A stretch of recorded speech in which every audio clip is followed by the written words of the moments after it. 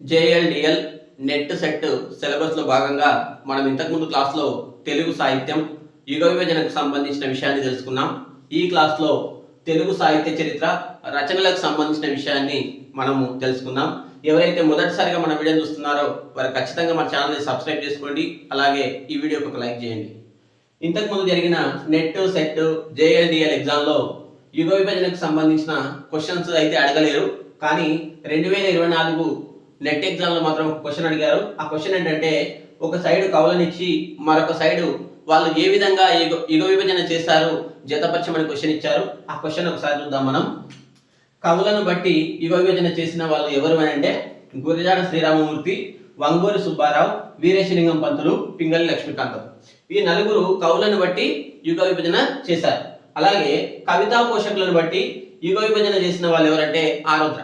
ఆరుద్ర ఏం చేశాడంటే కవులను పోషించిన రాజులు, రాజవంశాలు, జమీందారుల ఆధారంగా యుగ విభజన చేశాడు. ఓకేనా, 11 యుగాలుగా తెలుగు సాహిత్యాన్ని విభజించాడు. అట్లాగే కావ్య ప్రక్రియల ఆధారంగా యుగ విభజన చేసిన వాళ్ళు ఎవరంటే దివాకర్ల వెంకట అవధాని. ఇతడు కావ్య ప్రక్రియల ఆధారంగా యుగ విభజన చేశాడు. తర్వాత వాంగ్మయ పరిణామ క్రమాన్ని ఆధారంగా చేసుకుని తెలుగు సాహిత్యాన్ని విభజించిన వాళ్ళు, యుగ విభజన చేసిన వాళ్ళు ఎవరు అంటే కోరాడ రామకృష్ణయ్య. ఓకేనా, ఇది మాత్రం మీరు ఖచ్చితంగా గుర్తుపెట్టుకోవాలి, ఎందుకంటే మళ్ళీ ఒకసారి ఎగ్జామ్లో వచ్చే అవకాశం ఉంది కాబట్టి. ఓకేనా, అయితే ఇప్పుడు మనం తెలుగు సాహిత్య చరిత్ర రచనలకు సంబంధించిన విషయాన్ని క్లాస్లో చూద్దాం. అయితే తెలుగు సాహిత్య చరిత్రల గురించి తెలిపే రచనలు చాలా ఉన్నప్పటికీ మనం అన్నింటినీ గుర్తుపెట్టుకోవడం కష్టం కాబట్టి మనము ఏవైతే అతి ముఖ్యమైనవి ఉన్నాయో వాటిని మనం ఖచ్చితంగా గుర్తుపెట్టుకోవాలి. అవి మాత్రమే నేను ఇక్కడ బోర్డు పైన చెప్తున్నాను. ఓకేనా, తెలుగు కవయిత్రులు అనే గ్రంథాన్ని రాసింది ఊటుకూరి లక్ష్మీకాంతమ్మ. ఓకేనా, తెలుగు కవయిత్రులు అనే గ్రంథాన్ని రాసింది ఊటుకూరు లక్ష్మీకాంతమ్మ. ఆంధ్ర కవయిత్రులు అనే గ్రంథాన్ని రాసింది అంటా శేషగిరిరావు. ఇక్కడ చూడండి, తెలుగు కవయిత్రులు, ఆంధ్ర కవయిత్రులు పేర్లు సేమ్ ఉన్నాయి. ఓకేనా, ఇట్లా అడిగినప్పుడు మనం కన్ఫ్యూజ్ అయ్యే అవకాశం ఉంటుంది కాబట్టి మనం ఖచ్చితంగా జాగ్రత్తగా గుర్తుపెట్టుకోవాలి. తెలుగు కవయిత్రులు అన్నప్పుడు ఊటుకూరు లక్ష్మీకాంతమ్మ, ఆంధ్ర కవయిత్రులు అన్నప్పుడు అంటా శేషగిరిరావు. ఓకేనా, తర్వాత తెలుగు సాహిత్య చరిత్ర. తెలుగు సాహిత్య చరిత్ర అనే పేరుతో మొత్తము 4 కవులు రచన చేశారు. ఓకేనా, 4 కవులు రచన చేశారు తెలుగు సాహిత్య చరిత్ర అనే పేరుతో. అంటే ఎగ్జామ్లో ఎలా అడిగే అవకాశం ఉంటుందంటే, తెలుగు సాహిత్య చరిత్ర అనే పేరుతో రచన చేసిన కవులు ఎవరు అని ఒక 4 గురించి ఇచ్చి అందులో మనం ఇద్దరిని గుర్తించమని ఇవ్వచ్చు. ఓకేనా, కాబట్టి ఏం చేయాలి, ఒకే పేరుతో రచన చేసిన కవులను మనం ఎక్కువ గుర్తుపెట్టుకోవాలి. ఇక్కడ తెలుగు సాహిత్య చరిత్ర పేరుతో రచన చేసింది ఎవరంటే కొర్లపాటి శ్రీరామమూర్తి, వెలమల సింహన్న, ద్వాన శాస్త్రి, అలాగే ముదిగంటి సుజాతారెడ్డి. ఓకేనా, ముదిగంటి సుజాతారెడ్డి. ఈ 4 తెలుగు సాహిత్య చరిత్ర పేరుతో సాహిత్య చరిత్రను రాశారు. ఓకేనా, మళ్ళీ ఒకసారి చూద్దాం. తెలుగు సాహిత్య చరిత్ర పేరుతో రచన చేసిన వాళ్ళు ఎవరంటే కొర్లపాటి శ్రీరామమూర్తి, వెలమల సింహన్న, ద్వాన శాస్త్రి, ముదిగంటి సుజాతారెడ్డి. ఈ 4 పేర్లు మీరు ఖచ్చితంగా గుర్తుపెట్టుకోవాలి. అట్లాగే ఆంధ్ర సాహిత్య సంగ్రహ చరిత్ర అనే పేరుతో గ్రంథాన్ని రాసిన వాడు వారణాసి వెంకటేశ్వర్లు. ఆంధ్ర సాహిత్య సంగ్రహ చరిత్ర అనే పేరుతో ఎవరు రాశారు అంటే వారణాసి వెంకటేశ్వర్లు. తర్వాత తెలుగు సాహిత్య వికాసం అనే గ్రంథాన్ని రాసిన వాడు కడియాల రామ్మోహన్ రావు. ఓకేనా, తెలుగు సాహిత్య వికాసం అనే పేరుతో రచన చేసిన వాడు కడియాల రామ్మోహన్ రావు. తర్వాత తెలంగాణ చరిత్ర చాలా చాలా ఇంపార్టెంట్, ఎందుకంటే డిఎల్లో తెలంగాణ సాహిత్యాన్ని కూడా అడుగుతారు కాబట్టి ఈ జేఎల్డిఎల్లో మనం ఇది కూడా బాగా గుర్తుపెట్టుకోవాలి. తెలంగాణ చరిత్ర అనే పేరుతో రచన చేసిన వాళ్ళు ఎవరంటే సుంకిరెడ్డి నారాయణ రెడ్డి. తెలంగాణ చరిత్ర అనే గ్రంథాన్ని రాసిన వారు సుంకిరెడ్డి నారాయణ రెడ్డి. తర్వాత తెలుగు సాహిత్య సమీక్ష జి నాగయ్య. ఇది మీకు అందరికి చాలా మంది తెలుసు, ఎందుకంటే మనం ఏదైనా కాంపిటేటివ్ ఎగ్జామ్కి ప్రిపేర్ అయ్యేటప్పుడు మనం ఎక్కువగా చదివేది ఏంటంటే తెలుగు సాహిత్య సమీక్ష. జి నాగయ్య 2 సంపుటాలను మనం బాగా చదువుతాం కాబట్టి అది చెప్పాల్సిన అవసరం లేదు. ఆ తర్వాత అతి ముఖ్యమైన గ్రంథం ఏంటంటే దక్కన్ కవుల చరిత్ర.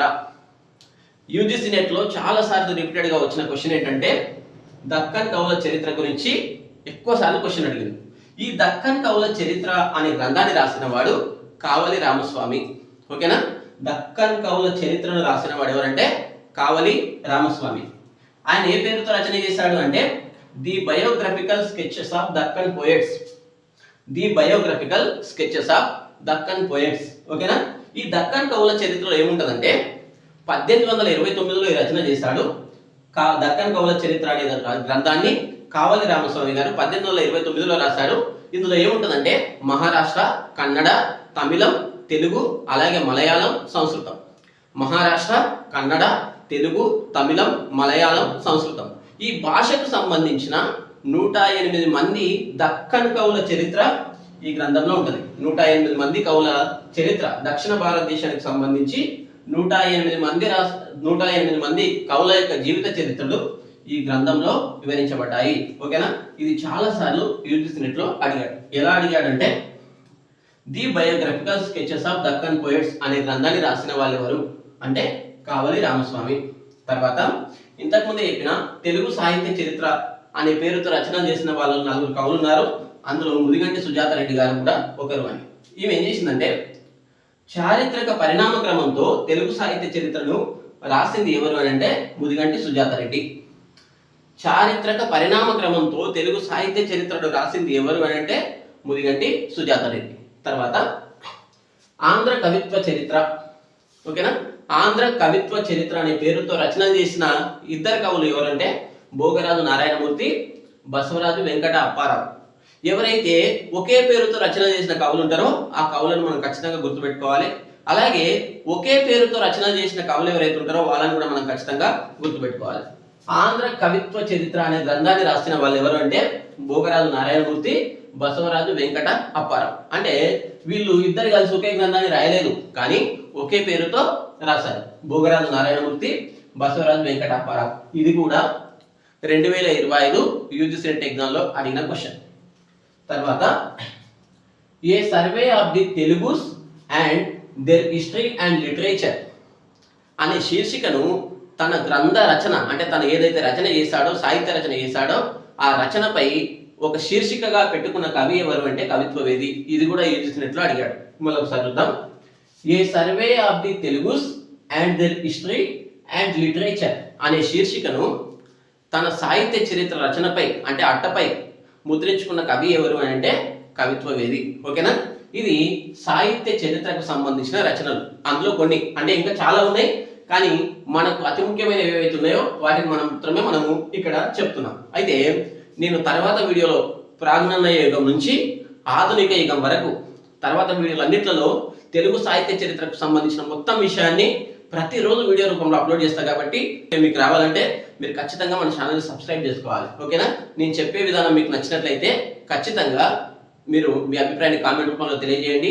అలాగే వీడియోకి ఒక లైక్ చేయండి, మీ ఫ్రెండ్స్ ఖచ్చితంగా షేర్ చేయండి. Thank you.